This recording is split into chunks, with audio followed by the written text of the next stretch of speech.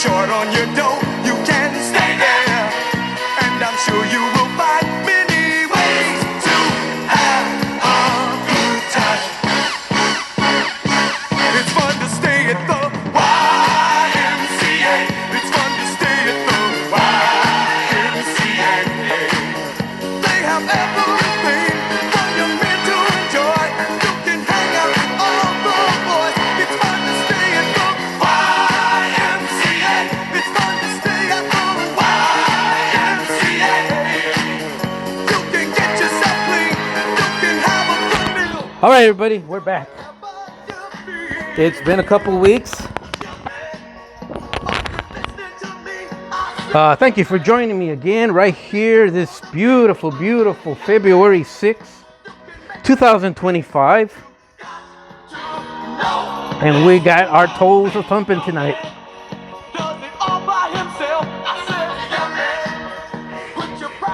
I had to put on some foot tapping, toe thumping music.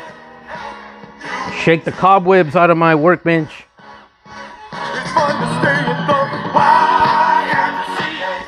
Thank you for joining me out here in your outpost on the West Coast, right here on the Florentino Rebuilding Company YouTube channel. Thank you all those new subscribers, and thank you for all my fellow YouTube colleagues from all aspects of life who have watched my my Long Beach historic, walking through the historic part of downtown Long Beach, my construction videos. Mark, big thank you always to you for that, bud, and just the fantastic friends I have met along taking this journey, just showing my model building skills again and filming it for posterity right here on YouTube. And just a phenomenal, just awesome guys I have met. Like always, I send a lot of love to Big Charlie. Like always, I send a lot of love to Mopar Nut 62. Just a lot. Oh, and Freeman JPLK.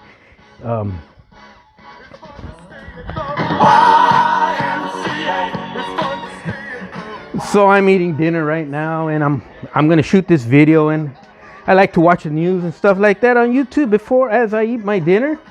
And I was watching the Benny Show, and he started off with this song, so it's in my blood tonight. I'm probably going to lose a lot of subscribers because of that, but they'll be back, I hope. Anyways, let's get the music off real quick here, and let's get down to business. We'll do a tiny bit of decal work here. Where I'm at is in a very, very slow. There's no way for me to speed this up. Literally what I gotta do here, taking my time, always moving along in a snail's pace. Where's my pointer? Can't find my pointer, so we'll use this. Always when you do your decal work, you want to move along at a snail's pace. In this case, my snail's pace times to the 25th power, I gotta actually decal every single one of these spokes all the way around on each driver, both sides, with a pinstripe, a gold pinstripe. And I'm cutting my gold pinstripes off of the decal sheet we shared with you guys the other day. Let me see if I can get this off the ground here. So I find the matching corresponding either white, silver, or gold pinstripe. I cut it to length, and then from here, what you got to do if you want it to look right, if you want how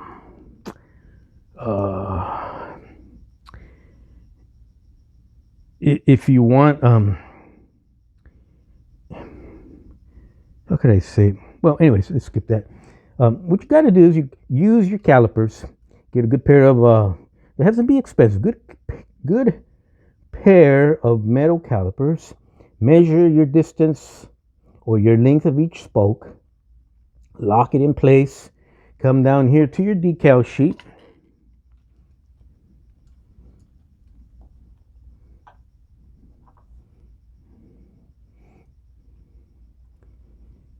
And might be hard to see, but there is a gold pinstripe on that decal sheet. Here, let's bring it up to the light where it doesn't reflect. See that? So what we're gonna do, and you can see how I'm struggling here on camera. You could see the size that you're dealing with here, and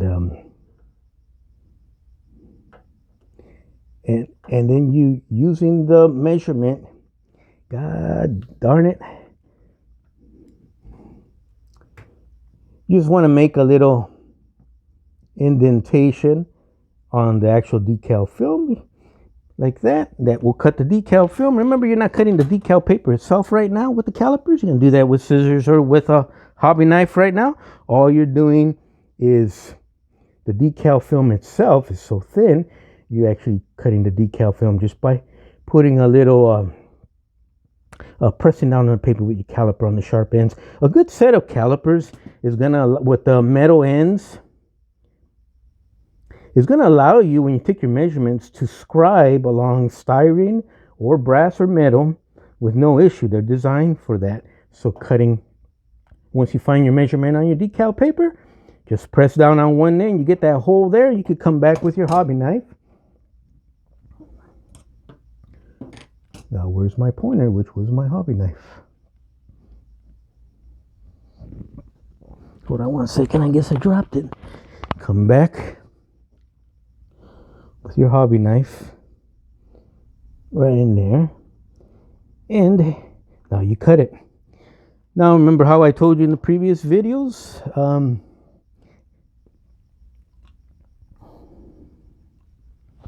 I won't dip these tiny sheets of decals in a tub of water, only to have them swim away and for me to be playing catch up, trying to catch them.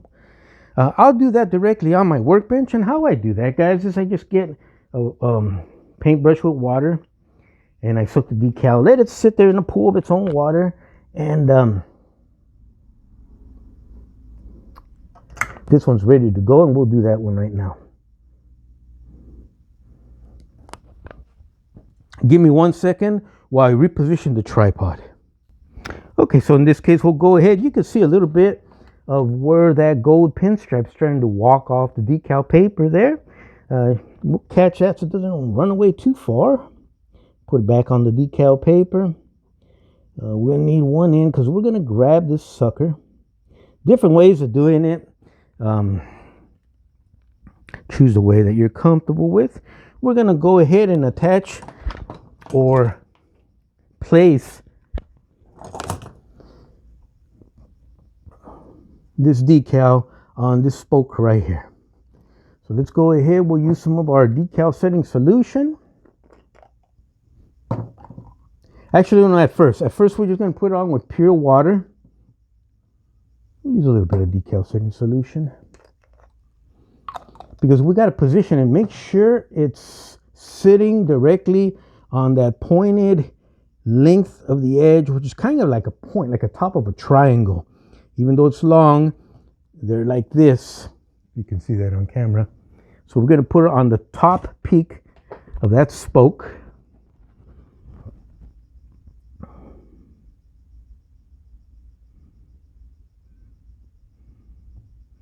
Sometimes easier said than done.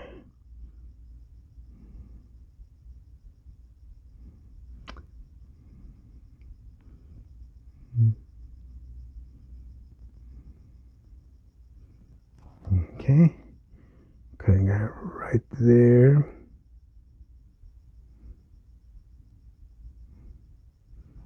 I know I blocked it with my hand. I'm sorry, there's no other way around to do that. It's just, that's why I don't usually film the decal part of the work, because it's extremely frustrating and I got to keep moving all sorts of weird angles, kind of like a dentist when he's working on your root canal. But let's go ahead and touch it with a little bit of decal setting solution, and then we'll come back here and we'll set it so it's directly on top of that spoke.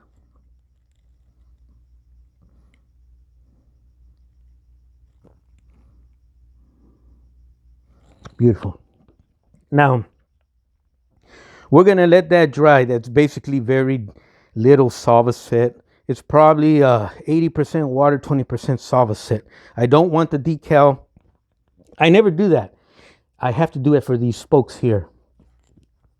This is a long, tedious process. Once I do this whole wheel tonight, because I use 80% water, 20% Solvaset, the decals will not melt.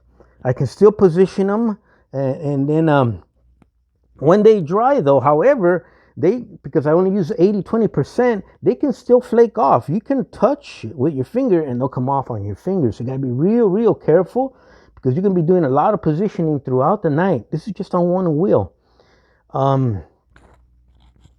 Once you got everything right where you want it, let it dry, completely dry. Once it's dry, come back with a brush, a nice small thinner brush in this, dip it in your real Solvaset solution, almost 100%. I do mine 50-50, and just touch it on one end, touch it on the other, maybe on the middle. Let the solution wick off of your brush onto the decal, and the capillary action of the Solvaset solution will engulf the entire decal and set it down upon that spoke. So you're talking about probably tomorrow morning before I go to work, I'll give the once over, and then hopefully it'll work out. Usually there's a couple of pieces I got to go back, like a bubble or something, and retouch it. These spokes are not perfect, so there's a lot of playing you got to do with this stuff, but she's gonna come out beautiful, guys. Let's throw some music in the background. More Village People. So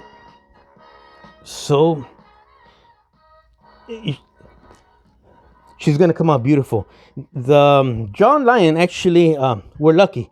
John Lyon actually went down to the museum. I think it was last weekend, and or last week, and he was right where this real locomotive is sitting at the museum out there. I'm imagining it's in Strasbourg or something like that. And he texted me and said, "What do you want pictures of?" And I gave him a couple of ideas that I need pictures of, and he got me some pictures. So I'm going to share those with you right now.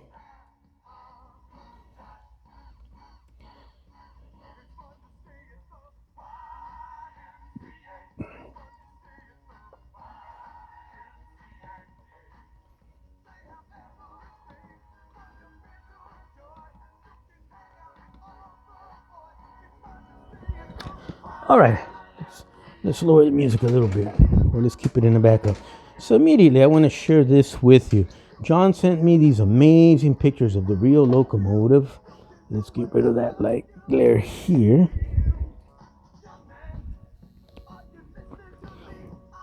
So on number 1223, that's the real one sitting in the museum. This is a picture that John Lyon actually took here about a week ago. And this picture here was a huge help. Let's kill some lights, make it nice and romantic. There we go. As you can see,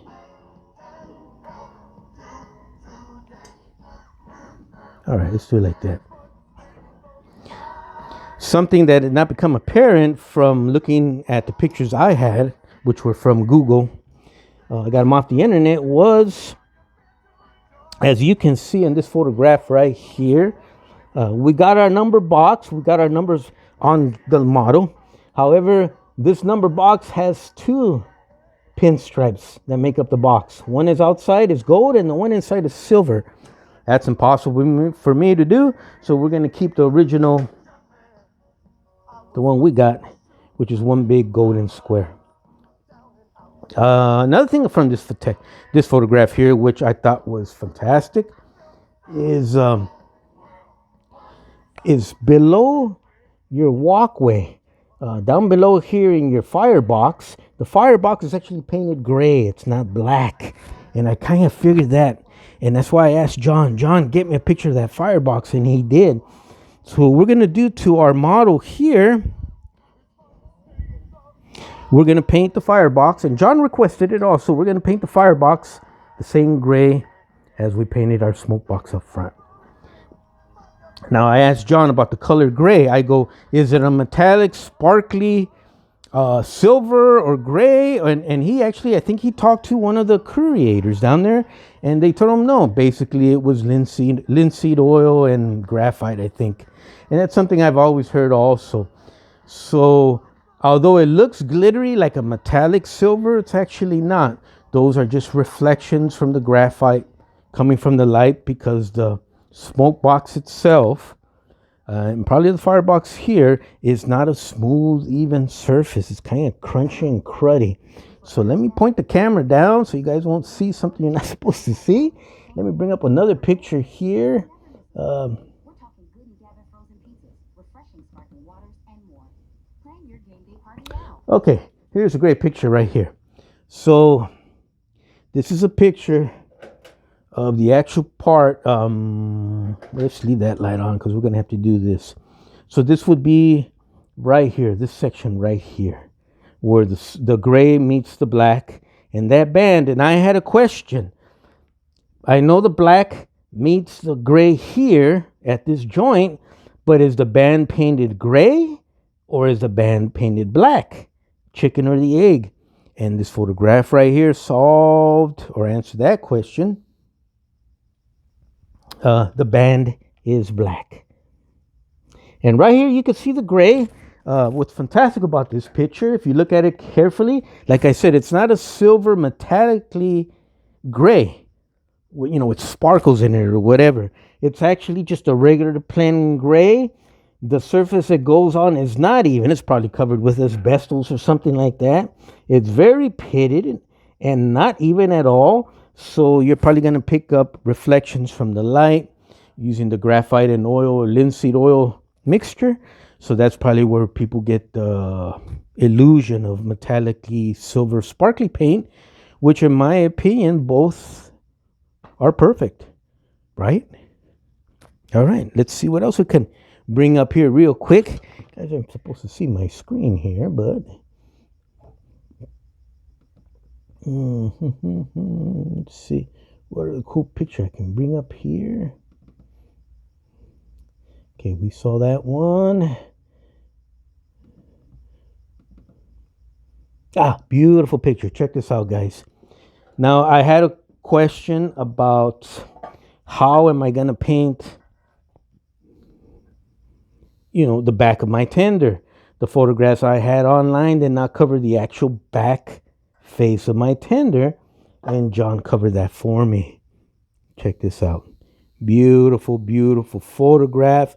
Look at the fantastic, and I wouldn't say complicated pinstripe scheme all over, because the microscale decals do address everything you see there. So using the microscale decals, this particular paint scheme right here you see on the tender is going to be a no-brainer. Thank God for microscale decals. So that's how John Lyons Ed Alexander 440, the back of the tender, is going to look when we get to that point. Let me point the camera downwards. Sorry about that, guys.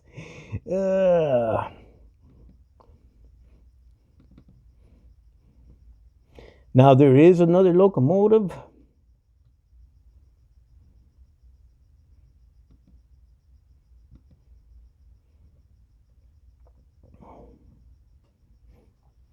Sitting there with the correct tender for that tender right there. That's the actual Ed Alexander 440 tender. It's kind of like a USRA type tender. And there's another locomotive there that has that tender, and that's the paint scheme that would go on that tender. So I'm debating that right now, see if we're going to go that way. But what a beautiful, beautiful. And that's for locomotive number 7002. Oops, let's point the camera downwards.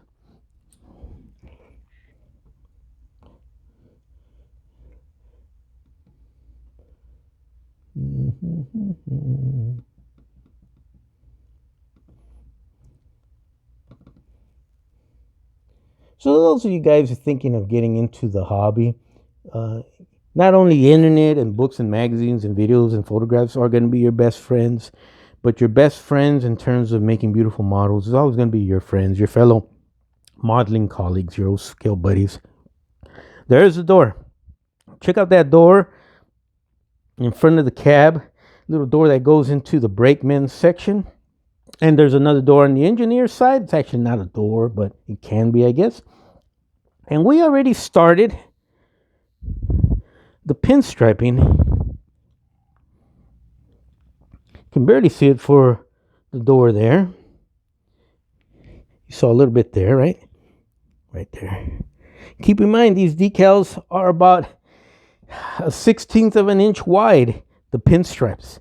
I mean, they're long, right? You cut them to length, but the pinstripe itself, it's only like a 16th of an inch. So they're a bear. They're a bear. I ain't going to lie to you. Have some good music and a video playing in the background, and it'll make the whole thing enjoyable. I'm not going to lie to you guys. When I used to do this back in the day all the time, my phone would be ringing all evening, every evening, and everybody would call me, and we'd talk for about an hour. Ed Campbell would call me. Jerry Snow would call me. Roger Jenkins would call me. Bill Balker would call me. Al Espinoza would call me, or I would call them, and we'd spend the night just talking and doing this, and probably some of the best times of my life. Oops, not supposed to see that, but you didn't see it. Okay. Oh man, oh man, oh man. Let's see what else we got here. I told you I was going to be doing some name dropping.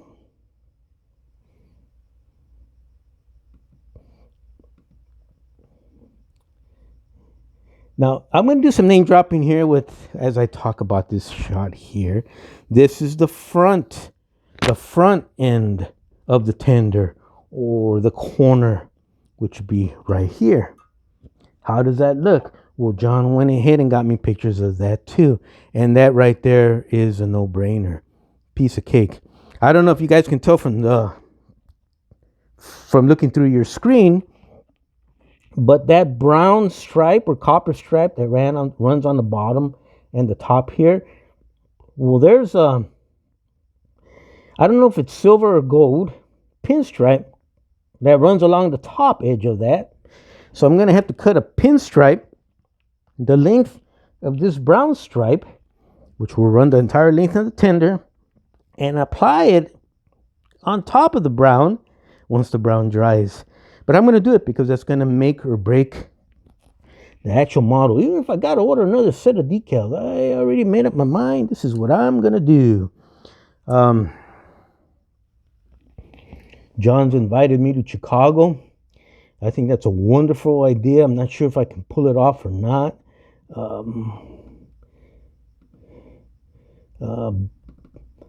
But we'll just have to see. I'm dying to go to Chicago, but if it's not in the cards, it's not in the cards. And I'd love to see all you guys over there. Also, I think it's Ed Jones invited me to meet him up in Bakersfield, California. I think it's March 1st. And yeah, I'm going to make that drive if he's going to show up. Tell me where to go, where you guys are going to meet. I'd love to meet Ed Jones. And Ed, if you're up to it, let me know. You can do it through here to the comments section. I could get you my phone number a little later down the road. Well,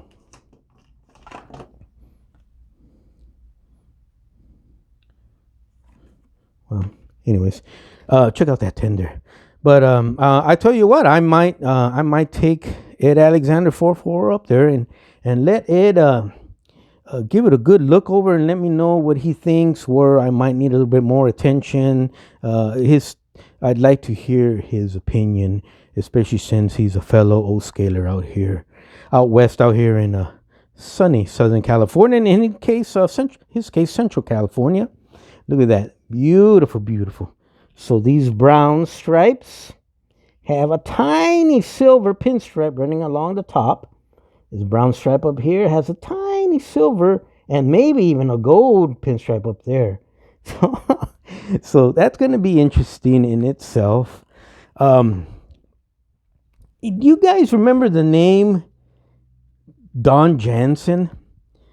Don Jansen, years and years ago, was just an outstanding painter. Just phenomenal painter. I mean, literally, he was probably the best painter I've ever seen. My God, and his decal work, his patience, and as he started getting more and more known, a lot of guys out here, out west, started sending him models to paint.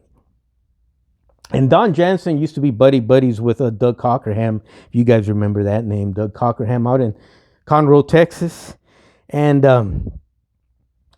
Doug Cockerham used to do the repowers with his Cockerham drive, which, my opinion, is the best O-scale drive out there for steam locomotives, without a doubt. I've had many come through here. Don Miller had a whole bunch of his power repowered by Doug Cockerham to his Cockerham drive, and I had that stuff come through my shop here. Pretty much almost all the pieces, except the pieces Jerry Snow wound up getting, and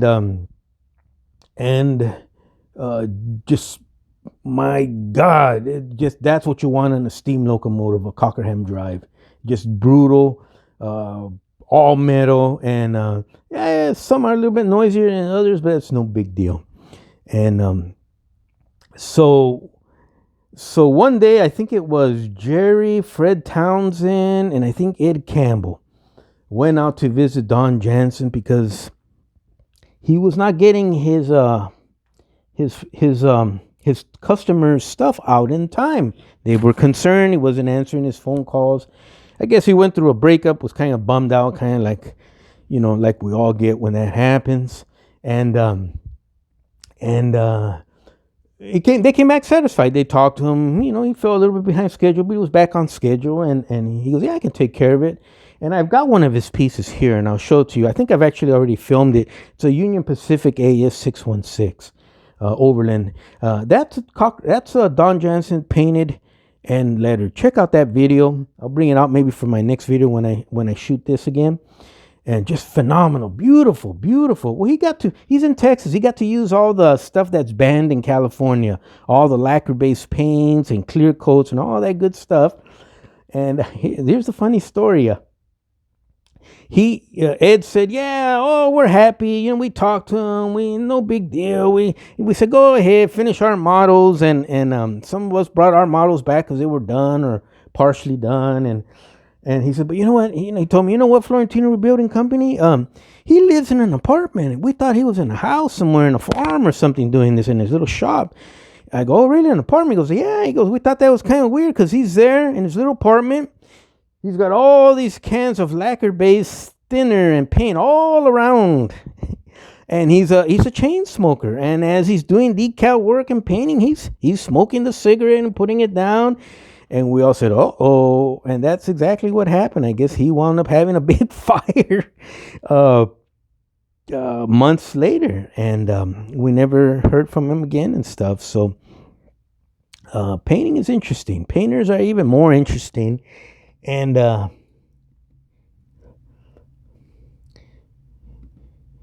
only thing interesting I can tell you about myself being a painter is I will not rush anything. And if I decide to do something, I ain't rushing anything. Now here's the back of number 1223. So this is how the back of our tender is actually going to look. And that's actually easy peasy. Once we got the microscale decals in, should be no problem. As a matter of fact, the tender is probably going to wind up being a piece of cake. If anything was complicated on this guy here in terms of decals, it's going to be our spokes. I already did the other side. The other side is complete, and I'll show it to you guys right now. So when I say woo, I mean woo. But I wouldn't have it any other way. Look how beautiful she came out. Excuse me.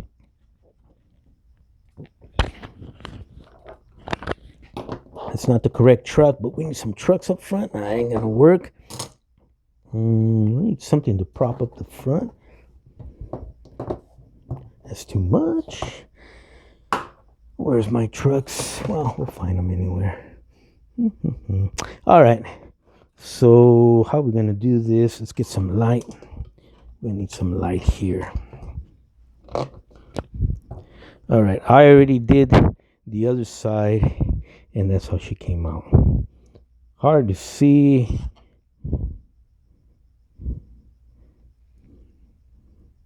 Just because of the reflection and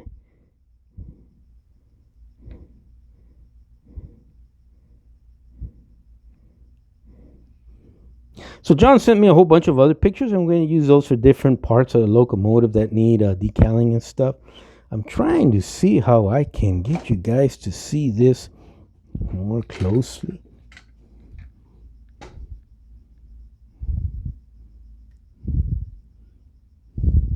That was a lot of work. A lot of work to get it done right. But she's going to look beautiful. And the proof is in the pudding, guys. Let's see. Let's do this.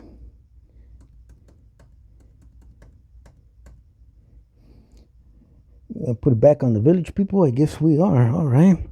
Let's do this. We're just about done with this video. Let me just show you guys how this thing is going to look when she's all done.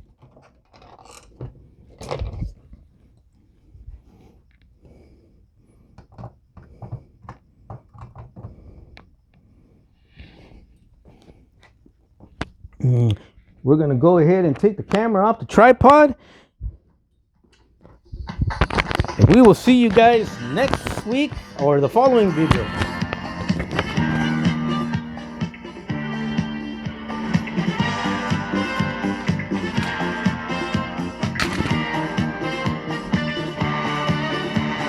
Where can you find pleasure? Search the world for treasure. Learn science, technology. Where can you begin to make your dreams all come true? On the land or on the sea. Where can you learn to fly, play in sports or skin dive, study ocean? All right, everybody. Thank you for joining me tonight on your outpost on the West Coast, right here on the Florentino Rebuilding Company YouTube channel. What you're looking at is a full restoration of a almost 90-year-old O-scale heirloom. This is a little piece of O-scale history from the very, very beginning of the dawn of the age of the O-scale segment of the model railroad hobby. She came in pretty banged up. She had been ignored for a long, long time. We're getting her ready to get back on the rails again here very soon, and she's gonna look like $1,000,000, fully restored, fully repaired, fully repainted into the paint scheme. You see.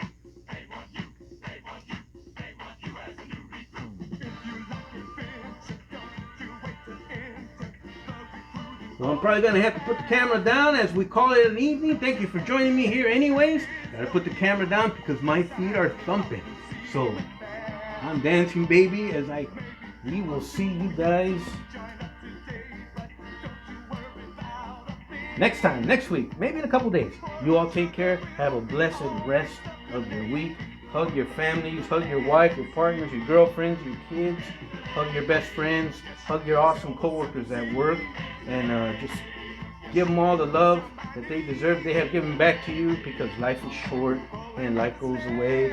And one day they'll be gone and you'll miss them.